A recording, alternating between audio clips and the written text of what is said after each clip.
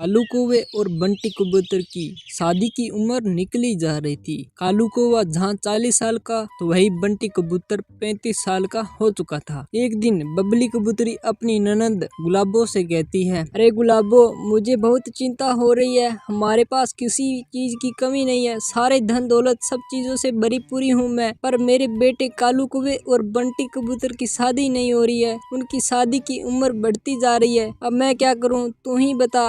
अरे भाभी, आप चिंता क्यों कर रही हो, जल्दी दोनों की शादी हो जाएगी। हाँ हाँ गुलाबो, मैं भी यही चाहती हूँ, दोनों की जल्दी जल्दी शादी हो जाए। दोनों अपनी अपनी घर गृहस्थी संभालने लगे, क्योंकि मुझे भी तो काम से छुट्टी चाहिए। भाभी, मेरे दिमाग में एक आइडिया आया है, क्यों ना हम शादी की खबर अखबार में छपवा दे। अरे वाह गुलाबो, तेरी तो सोच बहुत अच्छी है। मैं कल ही अपने दोनों बेटों की शादी की खबर अखबार में दे देती हूँ। फिर क्या था, बबली कबूतरी अपने दोनों बेटों की शादी की खबर अखबार में छपवा देती है। तो कुछ दिनों के बाद एक चिड़िया जिसका नाम टुनटुनी था, वो बबली कबूतरी के घर आती है। नमस्ते आंटी, आपने अखबार में अपने बेटे के रिश्ते के लिए खबर छपवाई थी। आंटी, मैं तैयार हूँ, मेरे साथ मेरी छोटी बहन भी है जिसकी उम्र शादी के लायक हो चुकी है। अगर आप उसे भी पसंद करती हो तो आप उसकी शादी बंटी कबूतर से करवा देना। आंटी, हमारे माँ बाप नहीं है, एक घटना में चल बसे, हम अनाथ है। अगर आप हम दोनों बहनों को अपनी बहू बनाना चाहती हो तो हम राजी है। अच्छा ठीक है, कल तुम अपनी छोटी बहन को लेकर यहाँ आ जाना, कल तुम्हें अपने दोनों बेटों से मिलवा दूंगी। अगर उन्हें तुम दोनों चिड़िया पसंद आ गई तो मैं खुशी खुशी तुम दोनों की शादी करवा दूंगी, इसमें मुझे कोई आपत्ति नहीं है। ठीक है आंटी, कल मैं छोटी बहन के साथ आती हूँ।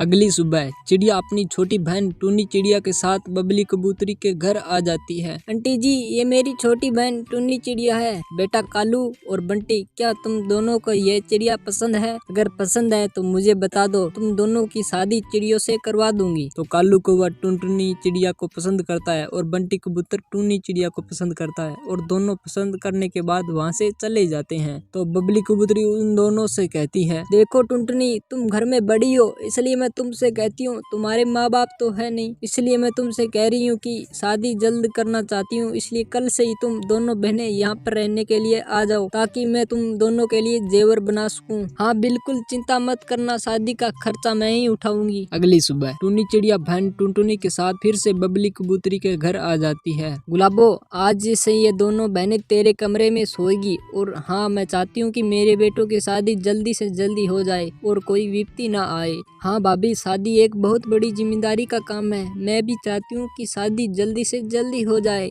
टुनटुनी चिड़िया, टूनी चिड़िया, तुम दोनों यहीं रुको, मैं तुम दोनों के लिए जेवर लेकर आती हूँ। तुम दोनों को जो भी पसंद है वो रख लेना, अगर नहीं पसंद आएंगे तो मैं जेवरों को तुड़ा कर तुम्हारे पसंद के बनवा दूँ। बबली कबूतरी अपने जेवरों को लाकर टूनी चिड़िया और टुनटुनी चिड़िया के सामने रख देती है। दोनों बहनें उन जेवरों को देखकर मन ही मन सोचने लगती है, अरे वाह, कितने सारे जेवर है, हम दोनों लुटेरी बहनें इन शादी के जेवरों को लेकर यहाँ से चली जाएंगी। पर बुढ़िया, तुझे कुछ भी पता नहीं चलेगा, हम तुम्हारे हत्थे नहीं लगेंगे। कुछ दिनों के बाद दोनों बेटों की शादी हो जाती है। वो दोनों चालाक बहनें परिवार वालों को अपनी मीठी मीठी बातों में फंसाकर अपना बना लेती है। कुछ दिनों के बाद घर से सारे जेवर लेकर भाग जाती है। अरे बहना, हमने तो आज बहुत लंबा हाथ मारा है, इस बूढ़े कबूतर को हमने बड़े अच्छे से बेवकूफ बनाया है। हाँ दीदी, आपने इसे बिल्कुल सही बोला, उस बूढ़े को तो हमने बहुत अच्छे से सबक सिखाया। तब इस बात की खबर बबली कबूतरी को लगती है तो अपना सिर पकड़कर रोने लगती है।